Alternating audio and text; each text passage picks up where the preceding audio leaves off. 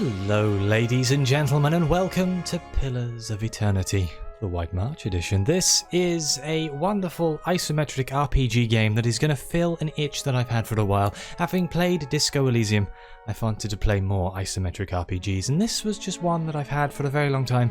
Haven't actually played much. I think I played it when it first came out, never finished it. So we're going to see if we can actually get through. It's made by the wonderful people at Obsidian, some of my favourite storytellers, some of my favourite games. Fallout New Vegas. How is that not wonderful? But let's just jump in, start a new game, and see where it goes. Oh yes, difficulty-wise. I think, as much as people would love to see me play on Path of the Damned, and I'm sure that would be entertaining for people who are very good at these sorts of games, I am not. I am mostly in this for the story. I'm not going to put it on story time though, because that's a little bit too easy for me, so I'm just going to leave it on easy. Strongly recommended for those who are new or recently returning. I consider myself recently returning. I will appreciate any help though that I can be given. There are some people who are incredibly knowledgeable about these kind of games, and it always impresses me. So let's jump in.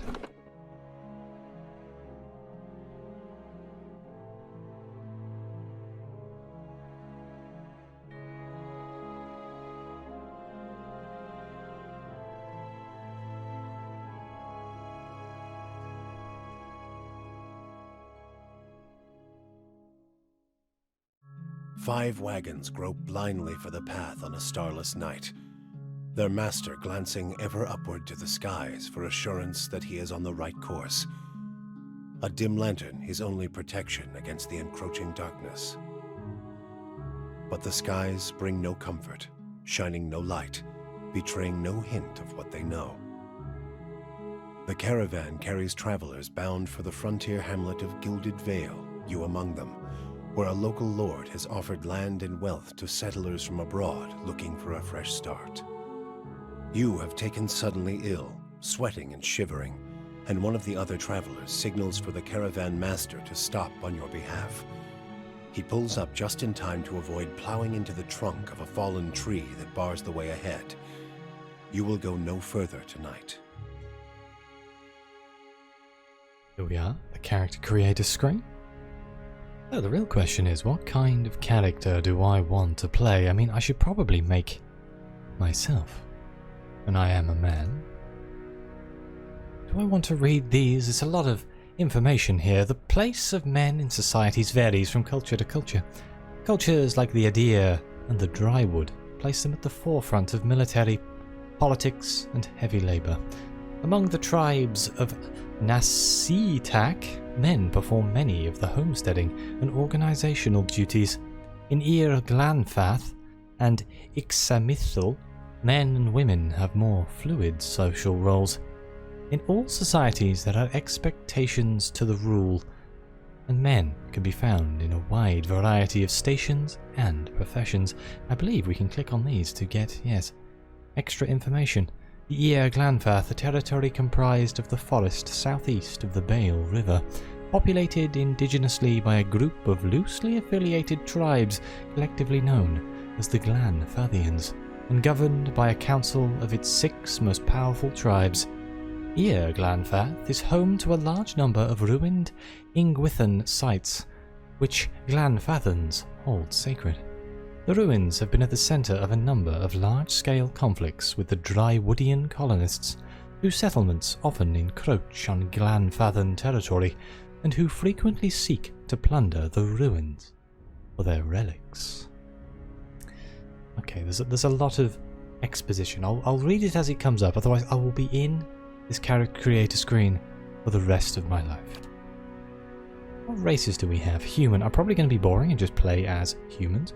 Humans, commonly called folk, are the most common race in the Drywood, the Adir Empire, Old Valaya, and the Valayan Republics. Though not as large as the towering Aumaua, humans are known for their strength and willpower. +1 resolve, +1 might. Here is the Aumaua. The mighty Aumaua are the largest of the Kith races and are commonly found in or near oceans. Though not truly aquatic, they have an affinity for water, and many of their civilizations, such as the Rauatai, are based on naval dominance.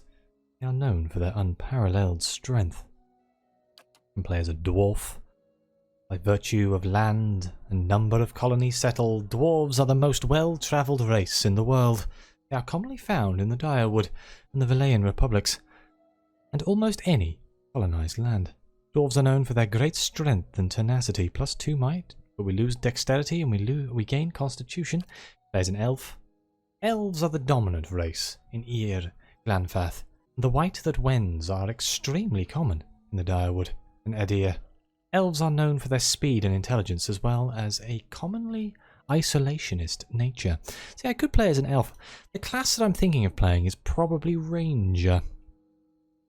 An elf would be useful for the dexterity and the perception bonus. But an Orlan? This is basically a hobbit. Orlans are the smallest of the Kith races, though many cultures don't consider them to be civilized at all. Also notable for their large ears, two-toned skin, and hirsute bodies, Orlans are commonly found in the Glanfath and the Axamital Plains and parts of the Direwood. They are known for their mental intensity and sharp senses. They lose might, but they have resolve, and they do get quite a high perception roll, which is interesting. Or godlike. What in the name? The godlike are children of the Kith, civilized races, who've been blessed with physical aspects associated with the gods, though some do not consider them a blessing. These aspects take many forms and often come with mystical powers. Aberrant head shapes are typical, and godlike are unable to wear protective headgear, as it's near impossible to find anything that fits. Because of their unusual nature and their inability to reproduce, godlike are often viewed with fear and wonder. What an interesting race. Oh, do I just play as a human and be really boring?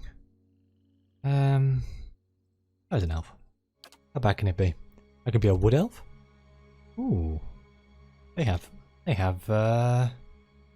extra information here, extra bonuses. It's unclear exactly how long ago the Pale Elves, the Glamfallen, came to the southern polar regions of the world, but they have lived there for at least 12,000 years based on their continuous contact with the Amura traders. They appear to be among the most stationary ethnic groups in the known world, migrating within the polar region, but seldom venturing far north. They are rare in all northern lands, and most people consider them exotic, if they have seen one at all. But they have elemental endurance. All Pale Elves have increased burn and freeze damage reductions. We have the Wood Elf. Wood Elves, the Selterflock, trace their beginnings far north of present day, Edir, and have migrated south throughout the forests and the continent, now covering it all the way across the equator. They are also believed to have migrated across the sea to Glanfath. While psychologically identical to one another, Wood Elves from Edir are culturally different from those in Glanfath and consider themselves wholly different groups. Distant advantage. Against any enemy that is more than 4 meters away, Wood Elves gain bonuses to accuracy, deflection, and reflex. That sounds good. Stay out of the way of people. Okay, so here are the classes. I'm not going to go through all the classes, I don't think. We have like barbarians, paladins. I do like a good paladin. A chanter, which is they chant invocations and phrases. I don't really know what a lot of this stuff is. +2 to lore and mechanics. What do paladins get? +2 to athletics and lore. Now I have my heart set on either a rogue or a ranger. Rogues are vicious killers, feared for their brutality of their attacks. They can be found as often in dark back alleys as the heart of battlefield skirmishes. Though unpredictable and undisciplined, rogues are commonly used as shock troops or as part of a surprise assault, their withering attacks breaking enemy ranks and morale. Rogues tend to congregate in larger numbers in cities where they can be steadily employed as mercenaries or hired muscle, so they start with sneak attack. Applies bonus damage to rogues' ranged and melee weapon attacks when the target has the following afflictions when they've been blinded, flanked, hobbled, paralyzed, petrified, prone, struck, or stunned, or weakens. +1 to stealth, +2 to mechanics. But no, ranger calls to me. Rangers are warriors of the woodlands and masters of the hunt, always partnered with their soul-bonded animal companions. They can be found in wild spaces all over the world, as their lifestyles often tend towards independence and isolation. It is rare for rangers to become an integral part of a large fighting force, though they are often employed as scouts and guides. So, the starting ability of a ranger is Animal Companion. All rangers share a strong bond with an animal companion. The companion fights at the ranger's command and is extremely valuable for its ability to run interference. Animal companions don't do much damage, but they have high damage reduction. The link between the ranger and the companion is powerful. If one goes down in battle, the other suffers as well. So we get +1 to stealth and +2 to survival. So yeah, I'm going to go with that, I think. Mostly because I've heard you can get a wolf, and I like wolves. It's the symbol of the channel. It makes perfect sense. Right, so we get to pick one of these. Wounding shot. As he or she would with fleeing prey, the wounder aims for a spot that would slow the target enemy's progress, hobbling the target and inflicting raw damage over time. Oh, bloody hell. This is where all the stats come in. This is where my brain turns off. What's marked prey? Designates a single target as prey, giving the ranger and animal companion a damage bonus against that target. I think I'm going to go for wounding shot. Right, here are the animal companions. So we can have an antelope. Antelope companions have naturally superior defenses. I could have a bear. Oh man, the Twitch audience. Good thing I'm doing this on YouTube. The Twitch audience would be like, choose the bear. Bear companions have unusually high damage reduction, giving them superior protection from all forms of damage. The boar. Boar companions inflict more damage when they are below 50% endurance. A lion. Lion companions have the ability to terrify enemies with a powerful roar. A stag. Stags can activate a melee attack that does damage to all enemies in a small area around the main target. Or a wolf.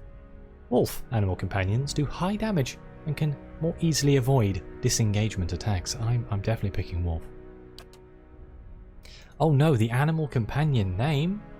I think I'm going to be really boring here and just call it Blythe. Which is just wolf in Welsh. I don't know, that makes me smile. It's also the name of a character in Elden Ring. Okay, so attributes define a character's basic mental and physical strengths and weaknesses. They modify many gameplay statistics and are often used to unlock options in conversations. Character creation allows you to choose which attributes your character will emphasize, but spells and items can further modify your attributes during gameplay. So might, highly recommended for a ranger, physical and spiritual strength, as well as their ability to channel powerful magic. Should I just follow what the game's telling me to do? I'm going to put like...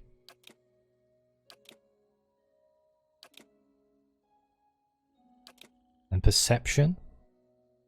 Their instinctive ability to pick up on details. Highly recommended for a ranger. I like to have the idea of high. I like the idea of high perception. It's usually very useful. Means you don't miss. Intellect recommended for a ranger. Dexterity is the abstraction of a character's hand-eye coordination, and overall grace. That also seems kind of useful. But the only thing that I think is kind of not that useful is probably constitution, but I'm not that mad. I'm not going to lower that down. Let's just go with that for now. There is literally no reason for me to actually do that way. It's probably an awful character build. We'll learn together. Okay, culture. Oh dear, this is where things start getting crazy, huh? The Adir Empire is currently the largest and most powerful force in this part of the world. It is centered around the equator and has tropical climate.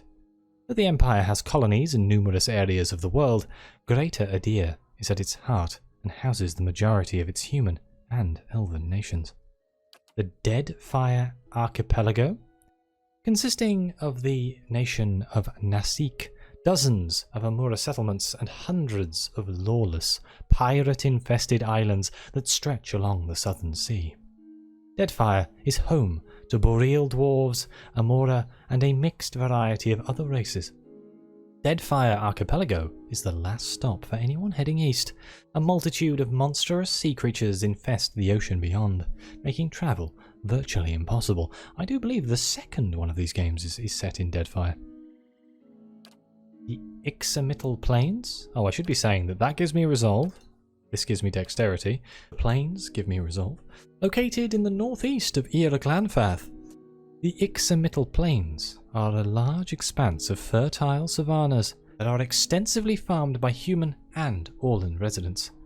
The isometric culture is one of the oldest in the world, though one of the least imperialistic, having spread out little over the past several thousand years. Old Valia, +1 intellect. Oh look, I have a crossbow. Once the crown jewel of the southern seas, Old Valia is now the crumbled remnants of an empire of warring merchant nations. Counting many humans and dwarves among their ranks, the old Valayan countries are still forces to be reckoned with and are proud of their rich cultural heritage. The Rawati, dominated by the Amora nation of Rayutai, the Gulf itself is host to a number of nations, most of them Almaua, Orlan, and Dwarven. Though these countries are relatively young, they are some of the most advanced colonial settlements in the East. The Gulf is a land of riches and resources for those who can take them, though the entire coast is often pummeled by violent storms. +1 to Constitution. The Living Lands, what is this? The Living Lands is the mountainous region of a large northern island renowned for its diversity of plant and animal life. Its weather is unpredictable, and its ecosystems vary dramatically from valley to valley. The Living Lands are home to an assortment of races in a variety of colonial and independent settlements. Quantumite, and the White that Wends. I cannot wear that outfit. A large, cracked southern expanse of polar ice, the White that Wends is home to pale elves and small colonies of daring explorers, outcasts, and adventurers. While virtually no plant life grows in the White, it is home to many hardy species of dangerous animals that forage from the sea or prey upon each other to survive. I think it's going to be the Deadfire Archipelago for dexterity bonus here. It's either that or the White that Wends, but I think I'm going to go with Deadfire Archipelago. My background? Oh, lovely. I could be an aristocrat. You've lived your life amongst the nobility. Your days have been marked by lavish meals and extravagant parties. Your conversations peppered with talk of pedigree and bloodlines. Be a drifter? Never quite fit in, no matter where you go. Each new town is just a place to rest briefly before moving on to the next. You are more comfortable on the road, travelling the world. That gives us +1 stealth, +1 mechanics. Traps and locks. Aristocrat gives us +2 to lore. Lore is our ability to know miscellaneous knowledge and trivia, which anyone who's watched my Disco Elysium playthrough knows that I do quite like miscellaneous knowledge. Explorer. You find the siren call of the horizon irresistible. You cannot help but wonder what lies beyond the next hill or wave, and you've built your life around finding out. +1 lore, +1 survival. Could be useful. Hunter. You live for the thrill of the chase, whether for glory or for sustenance. You have made your living taking the lives of wild creatures. +1 stealth, +1 survival. Labourer. Your life has been spent in the study of your craft. You trained and prepared, hoping to hone your skills and ply your trade. Athletics. Climbing walls, crossing rivers. Once per encounter, characters with athletics can use the second wind ability to recover lost endurance. But mostly so, physical feats. A mercenary. Blade and battle is your way of life. You solve your problems by pulling out your weapon and applying force. A merchant. You've traded goods from all over the world, pairing items with buyers of all kinds. +1 lore, +1 mechanics. Raider. You spent your life on the wrong side of the law. What you want, you take. And what was theirs, the tendency to become yours. Or a slave. +1 stealth, +1 athletics. Or a slave. You've never known freedom. Shackles and chains have bound your existence, and someone has told you what to do your entire life. +1 aesthetics, +1 survival. I think for the whole role-playing element here, I'm going to be an aristocrat with my +2 lore, even though survivor is probably better lore game-wise.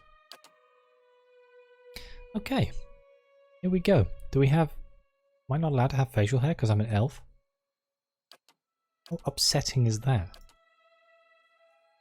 I want my primary colour to be red. That is the colour of my channel, believe it or not. My secondary colour is going to be a nice little white there.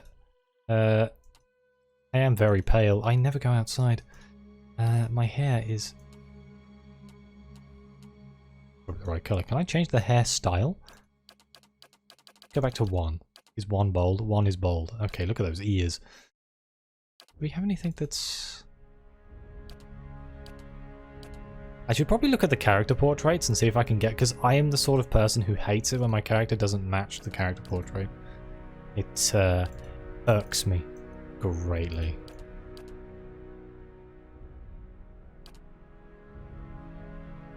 We'll stick with that. What do we have here? Are they all... Is this every race? It is. Okay. And it appears that the elves are all just color swapped. Oh, there's so many though. Okay, let's just be generic elf man. Yeah, there we go. Perfect. Is there any hair that actually matches that portrait?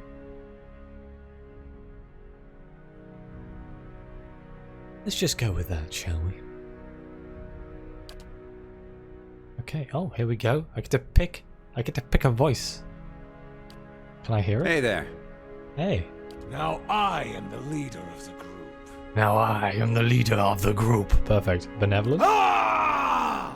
Okay, can I have something? Can you actually say something? Quietly now. Follow me. Let's go! Quick and quiet.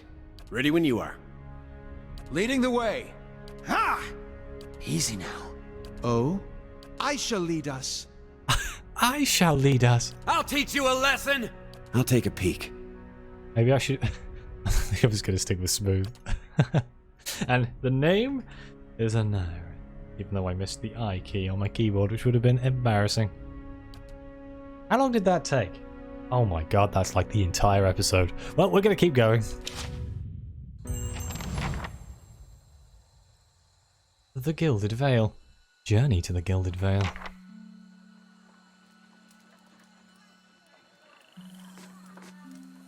The caravan master finishes addressing the group, his bushy red mustache and sagging jowls quivering, as if for emphasis. Everybody stays close to the wagons, got it? Stay out of the woods, and beasts take you if you are planning a stroll through those ruins up there. He nods, looking toward a looming black mass on the hillside. Whole area's crawling with hut-dwelling types who would be happy to stick an axe in you for trespassing. So mind that you don't track mud on their sacred blazing rocks. Tonight, everybody stays put, and in the morning we'll get the path cleared. Gilded Vale's less than a day out. Understood? At last, the caravan master turns to you, frowning as he looks you over. Touch of the rumbling rot, could be. There's a stinging beetle round here, carries it. You'll be fine once it passes your innards. Unless you don't drink water, course. Which case you'll be dead in a day. There's a berry grows in these parts, small and pink, called a springberry, about the size of a fingernail. Give you cramps if you eat it, but the frontiersmen make a tea from it. Calms the insides. Should get you through the night. You might check around, see if you can find some. Meanwhile, I'll see if we can scare you up some water. I know you want to hunt before it gets much darker, but see about refilling our water first. Got a sick one here.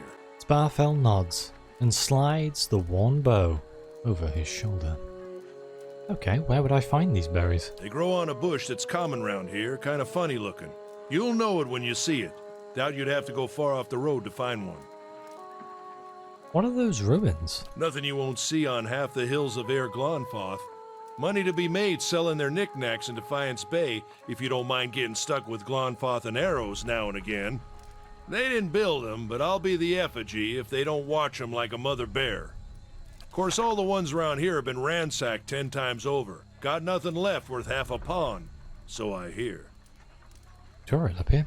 Your character's attributes, skills, class, race, culture, and sex may all open up options for you in dialogue.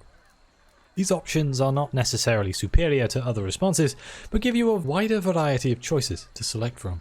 The manner in which someone responds to your choices depends on their individual personality and attitude. So who did build those ruins? Got different names for them. Settlers called them Ingwithans. Nobody that liked them enough to stop them becoming ruins, tell you that much. That's a valid point. Is it dangerous out here? Not if you hurry about your business. And not if the weather holds up. What kind of weather do they get out here? This time of year, rain mostly, and wind. But there's a different kind of wind out here time to time. Locals call it a beawick, born out of the ether, the spirit's path. Never seen it myself, never cared to. What are these huge rocks coming up out of the ground? They don't got Adra where you come from? Well, it just grows up out of the ground like this. Goes deep like tree roots. Some of it all the way to the heart of the world, you believe the stories. It's more like a shell than a proper rock. Easier to work if you're a mason. Got all kinds of strange properties. Seems to have some kind of life of its own. Dies if it gets dug up. Loses its luster. Folks think it probably grew at one point or another, but not these days. The soul butchers in Defiance Bay use it for different things. I've heard tell it can hold a man's soul, but I don't care to see it. Got enough to worry about without seeing something like that. How interesting. I guess I'll go see about those berries then. Hold on. Take someone with you. I know you're not some helpless tenderfoot, not like most of this lot. But you drop dead, I don't want to be looking for the body. Got a schedule to keep.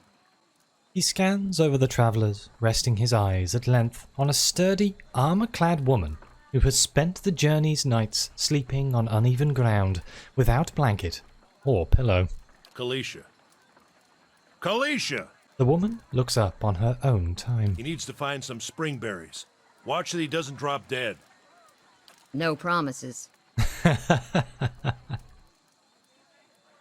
Oh no. What kind of guide says something like that? Kind you can afford. Don't listen to her. You're in good hands. And I pay too well, if anything. Off with you. Hayden should have supplies. See that you're equipped before you head out. We're in harsh country. Get your berries and hurry back. And if you get so much as a tickle of wind, you drop everything and you run. Something in the air tonight. If it's a beawick, we'll shelter in the ruins. Hut dwellers be damned.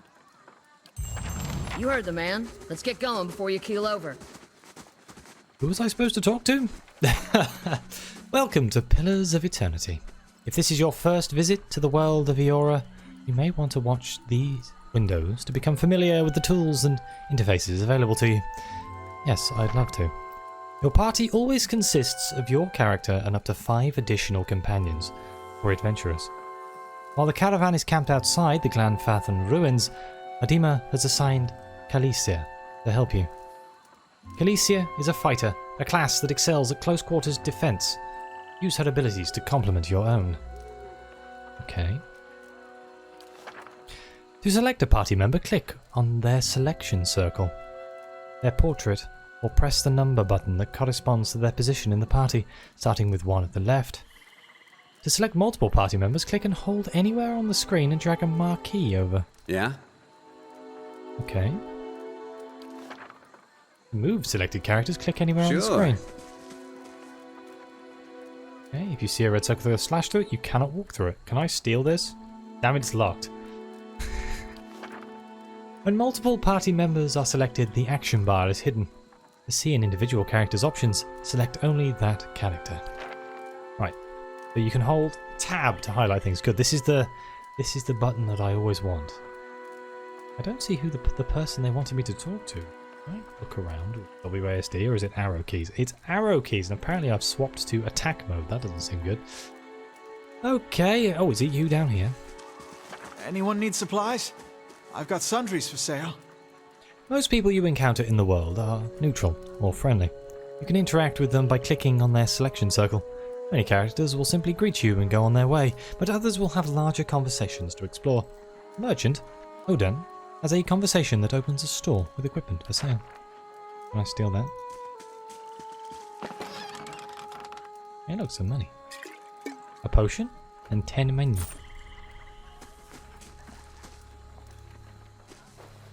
Ah. You see a man wearing simple but mostly neat clothes. He's transfixed, however, by a ragged tear in the seam of his tunic. Brought a whole wagon full of goods to sell, but not enough shirts for the road. He scratches one cheek with his knuckles. It's covered with uneven stubble, as if he hasn't quite gotten used to shaving on the road. Say, is there anything you need? I've got some basic traveling supplies for sale if you'd like to take a look. Let's see what he has. He sells a crossbow, a greatsword, hunting bow, pike, quarterstaff, war bow, battle axe, dagger, flail, rapier, rod, sword, and loads of armor. Oh, lockpicks. He sells lockpicks. I don't think we actually have any money. Stores allow you to trade and sell your items for copper pieces, or items in the store's inventory. Merchants buy items from you at a greatly reduced price. If you sell something, you may see it appear in the store's inventory with a much higher cost. Stores periodically refresh their inventories. I have some things in my inventory. I don't know what this pledge is. I think it was from pre-ordering the game many moons ago. Well, there's nothing we can buy here. I guess we should look around. Oh, wait, I didn't ask him who he was. Something else you need? Looks like we're settled for the night. Who are you? I'm a trader, originally from the Aneurin Empire, but I've been trying to establish new business out here. Life on the road has brought some unexpected challenges, to be sure. And I'm sure you've noticed how prickly the locals can be. But we're here to make the most of things, right? Oh, with an outlook like that, I'm sure you'll do well. Tell me about the Adir Empire. Oh, you now have one rank in a disposition reputation. These reputations represent how people perceive your personality throughout the world. Even seemingly nasty reputations will be favoured by some people, and benign reputations often bring out the worst in certain people. No disposition is inherently good or bad in Pillars of Eternity. But if your main character is a priest or a paladin, you must be careful not to misalign their dispositions with what is favoured by their deity and order. Respectively, for the main character, their dispositions will modify the effects of the Holy Radiance, and faith and conviction for paladins. Interesting.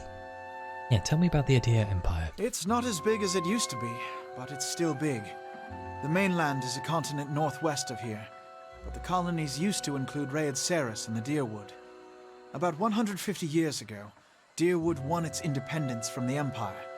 A fact our companions are quick to remind me of. He gives you a lopsided grin and nods at the other scattered caravanners. So why'd you move all the way out here? Because it seemed friendlier than Raed Ceres? My brothers took over the family mercantile business a few years ago, and there wasn't enough for me to do back home. I moved out to try and expand. Direwood is a former Adir colony, so it seemed like a good place to start, and as much as I admire the Red Serans' work ethic, they've always struck me as a little fanatical. Sounds reasonable enough. Alright, I'd better go. Well, we couldn't buy anything. Let's see what we can find. Can I rob this? Just trying to find. Oh, look! Some clothes! They're not very good in any way, but I will take those lockpicks. Do I have a map? I do. Okay, so we're looking for some berries. Keep pressing WASD to look around. I gotta break some muscle memory. Who's this guy? Sparfell? I'll have your water soon enough. Stream's not going anywhere. Thanks. How very kind of you, friend. Oh, well, there's a path here with a bridge on it.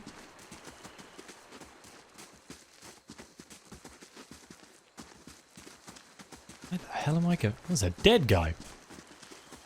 Should we worry about the dead guys? The corpse is cold to the touch, and a ripe smell wafts from it in putrid waves. A dark, crusted bloodstain besmirched its simple linen clothing. I just need to check his pockets for a pulse. Hey, some leather armor. And another lockpick. Is that leather armor better than what I'm actually wearing right now? I'm wearing padded armor. Leather armor has a higher damage reduction, but recovery speed is less. For now, I'm not going to bother. What is she wearing? She is wearing medium armor. Alright, for now, I'll just keep it how it is. Oh, there's more dead guys down here. Damn it, I keep pressing WASD. Well, it looks as though there's nothing there. Maybe we have to cross the bridge? Oh. Oh, there's my strange illness. -3 concentration and -3 fortitude. Remind me to not get into a fight.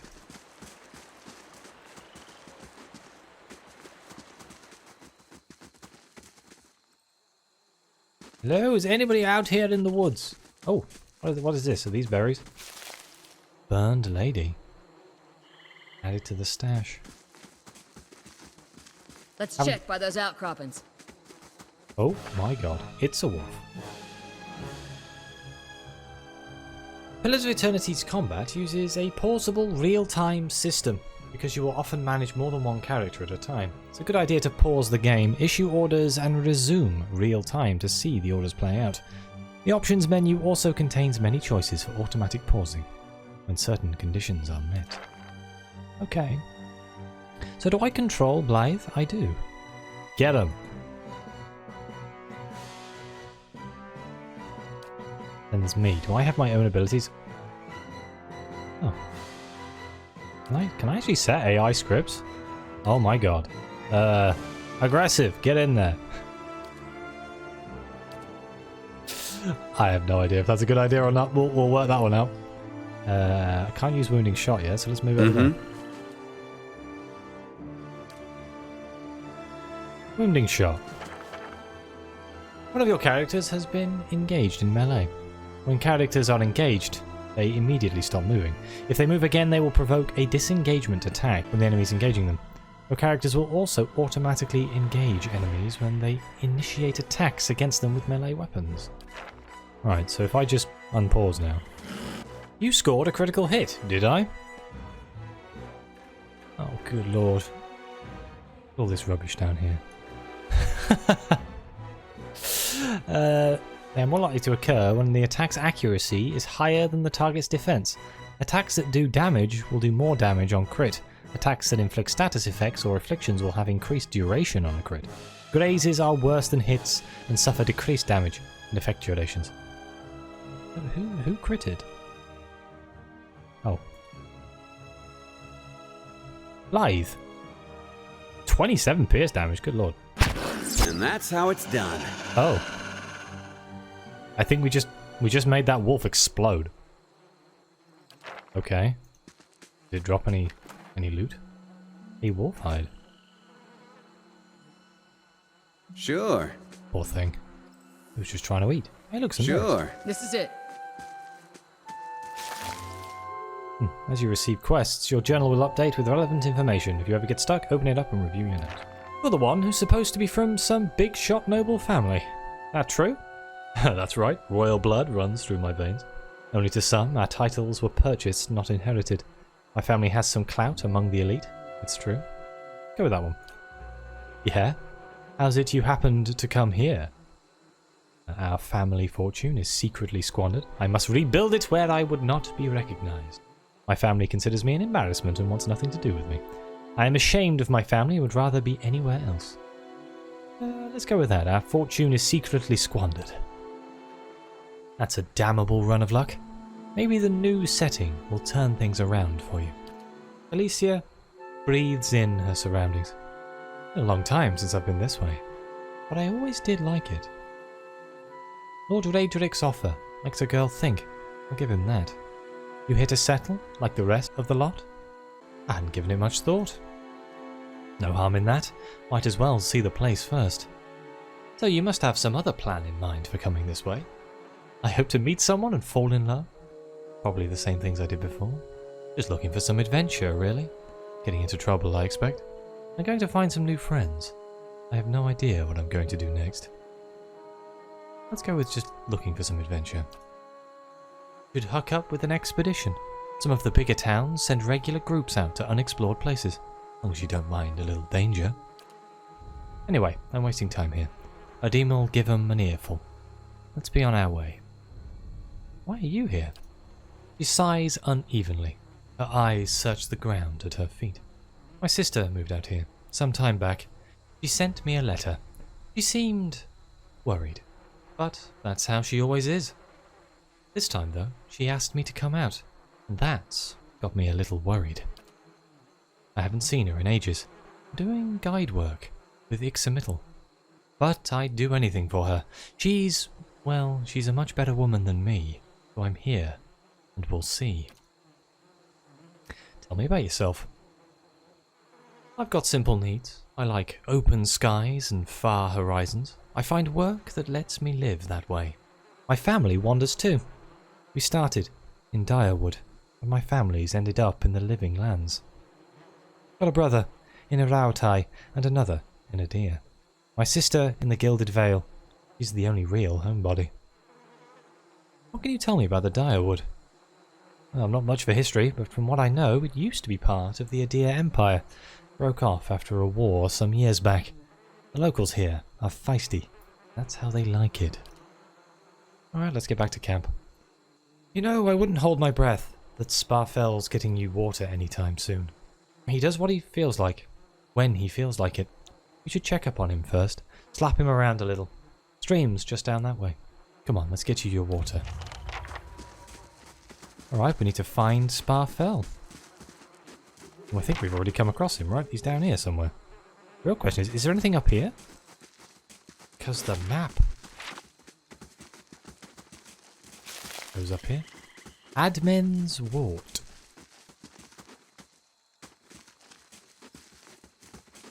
Oh, I thought he had a symbol over his head. Turns out it was just a lantern. That's kind of funny.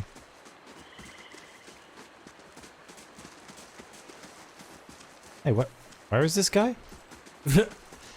Reckon he's over the bridge.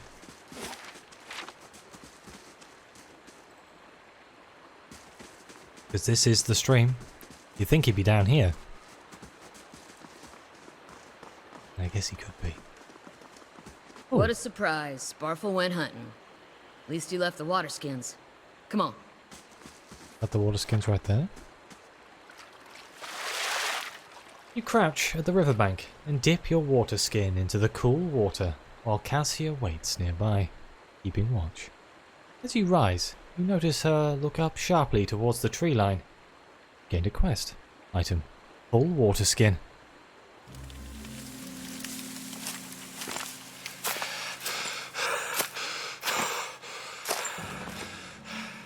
Out of the trees emerges Sparfel, one of the guides, barely discernible in the dim moonlight. He no longer carries his bow, and there is a strangeness to his gait, his stride wobbly as he moves toward you with laboured breath. Sparfel? Are you alright? Sparfel's toe catches on a rock, and he collapses forward in a heap, the feathered shaft of an arrow planted between his shoulders like an enemy flag.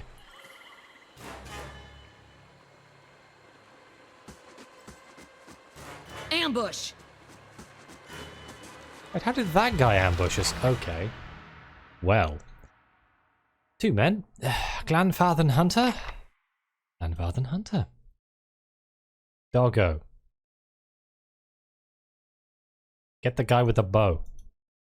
Get him, Blythe. She can take out that guy. And I shall attack that guy too. Let's see how it goes. Oh my god. What happened to that guy? Is he dead or is he just knocked on the ground? Oh, he's knocked on the ground. Okay. What happened there? Engage the hunter in melee. This hunter missed Blythe, always good. I grazed him for 3 piercing damage. He grazed Kalisa for 1 crush damage. He knocked down the hunter for 5 crush damage. Good lord. When a party member takes damage, they will start to lose endurance and health. Their portrait will begin to fill with a red overlay, and the health bar on the left of their portrait will slowly start to decrease. When the portrait fills entirely red, the character will be knocked out, Potions and spells can be used to restore endurance to keep characters in the fight, but health can only be restored by resting. Okay, so we have to rest when the green bar's empty. Let's see if Blythe can hold his own. Sometimes a weapon or spell simply isn't well suited to penetrating an enemy's damage reduction. When the attack hits, the DR will wipe out all but a small percentage of their incoming damage. You'll hear your characters complain about it when it happens. Take heed. Note the damage type that's being blocked and switch to a weapon or spell that does different damage type. I only have one weapon. So, yeah, we're working with what we have. Oh. I have to keep going, huh?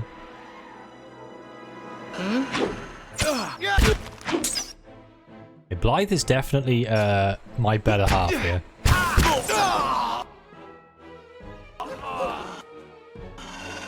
Like, I'm pretty sure Blythe just killed the guy on his own. Wait, we have to get back to camp. Excuse me, I need to loot. He had hide armor and a hunting bow, which is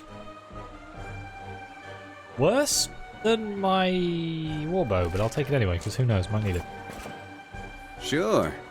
What's this guy got? Money. Get back to camp. Hey there.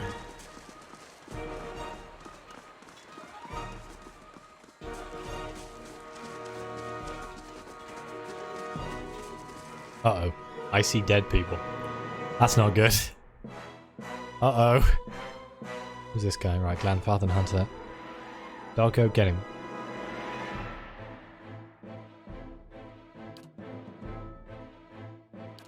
Hopefully there's not more than one. Yeah? Ow! I've been shot. On the difficulty setting we're on, though, I feel like combat's not going to be too much of an issue. He's not dead. Hang on. Now he is. I feel like combat's not going to be too much of an issue, but that doesn't mean much. Do I want to take all of this stuff? I mean, I can probably sell it, right? We'll see. Hello? Can I loot your store? Ooh, the Glanfathan leader. All around you lie the massacred remains of the other travellers, peppered with arrows and knife hilts, splayed and bug-eyed and filthy. Elisa puts the back of her left hand to her mouth as if to ward away some poisonous vapour. A handful of dark figures stands above the fallen, treading on limbs and backs and heads, jerking their axes from bodies as if from half-split logs. One of them, towering and severe, with a thick beard tasseled with knots, holds a wet blade at the neck of the man you recognize as Heodan, the last of your caravan left standing. Lay down your arms, trespasser. Do not forfeit this man's life for a fight you will lose. Why have you done this? We can do a law 1. The ruins has not been sullied by our hands, men of Air Glanfath. Your words carry no weight when I have seen the truth with my own eyes. Blood must be paid for this intrusion. So I say again, lay down your arms. Oh dear. Don't trust them. They mean to kill us all. We are innocent in this. Will you not listen to reason? Might 14. Only a fool attacks a weak enemy while a stronger one yet lives. Perception 14. Your courage is a mask. None of you has yet slain a true warrior. Law 1. Judging by the string of animal teeth around your neck, I'm guessing you are a worshipper of Galawain. If Galawain told you to stop protecting the ruins, would you? We can put down our weapons or we can stay armed. Let's try Perception 14. The man's brow creases, questioning. We have killed many trespassers, like you. Your kills are sloppy. The wounds on these people are inefficient and off target. This is the work of untested men accustomed to carelessness. The man bares his teeth. He looks at Heodan, helpless, his eyes shut tightly for the killing blow. The man spits. We'll see whose courage is a mask. He shoves Heodan towards you. As he does so, the man rakes his blade against Heodan's torso. Heodan screams and stumbles forward, a wide gash in his clothing beginning to bloom crimson. The man sets his feet to engage you, his axe raised high. Oh dear. Let's go with a nice wounding shot over here, shall we? What abilities does she have? She has Second Wind and Knockdown. I suppose her AI is telling her what to do, right? What's Blythe doing? Pick up the guy with a mask, shall we? Right. Let's go. Hey there. Hey, you leave my wolf alone, you bugger.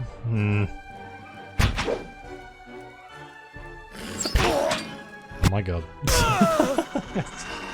Why do they gib? Why do they gib? That is not normal.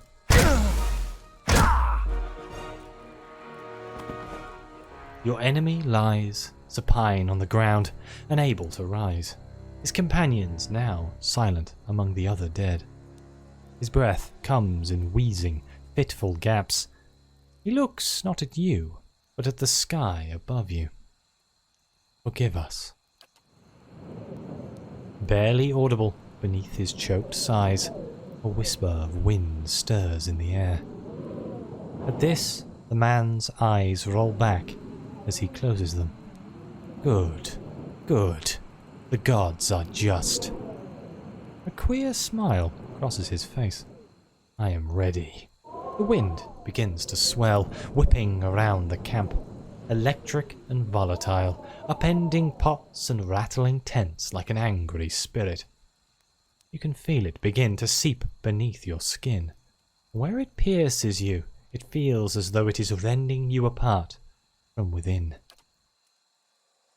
Seated against a wagon wheel, amidst the howling maelstrom, slashed across the chest and bowel, Adema's body stirs, and with great effort he rises his sagging head, his eyes barely open. He looks directly at you. Get inside! Run! But my loot? Uh-oh. Oh, this seems bad.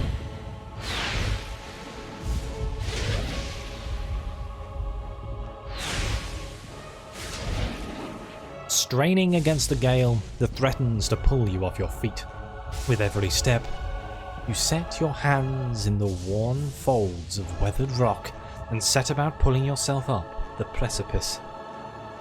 With a last burst of energy before your arms give out, you swing yourself onto the ledge. Heodan trails behind, slowed by injury and delayed by early hesitation. As he nears the face of the rocks, one of the fallen attackers who had been feigning death lunges for Heodan and topples him onto the rocky ground. Restrained, Heodan lashes out against his fatigued assailant that struggles to break his hold. They are close to you. From your position, you would have a good chance at hitting your mark. So we can either fire at the attacker, we can pass a dexterity check and grab a rock and hurl it at the attacker, or we can allow Heodan to break free on his own. Let's throw a rock. Your aim is true, and the hit jars Heodan loose. Lurching to his feet, Heodan clambers up the base of the rocks. As he nears the top, however, the wind flares, pulling him sideways and tearing one of his hands free. But diving out onto the hard rock, you manage to catch hold of it, securing his other hand. You pull with waning strength, and it feels as though your arms will be jerked from their sockets. They hold just long enough for Heodan to set his feet and join you on the trembling ledge. It is a deep resonance to the swelling wind now. You feel it in the rocks beneath your feet and inside the cavity of your own chest, as though it would shake the marrow from your bones. Each new gust menaces the old stones before you, loosening connections, unsettling balances. As you dart beneath an old archway, the entire portal begins to fall beneath its own weight. Was that? A Bewick. Had to be. Then we're lucky to be alive. And we're the only ones. We can't stay here. There could be another collapse. We're not getting out that way anyway. Let's get further inside. Can you walk? Euden's jaw tightens. He nods. And with that, I'm going to end the first episode here. This has been quite fun and entertaining. It's going to take a while for me to try and get used to all of the combat and stuff, but hopefully you enjoyed this as much as I did. Thank you all very much for watching. Please like, subscribe, let me know what you think. Thank you again to the members of the channel. It really does help. Please do drop a like and stuff on this first episode of a series. It really does help me know if people want more of it. But as always, I'll see you next time.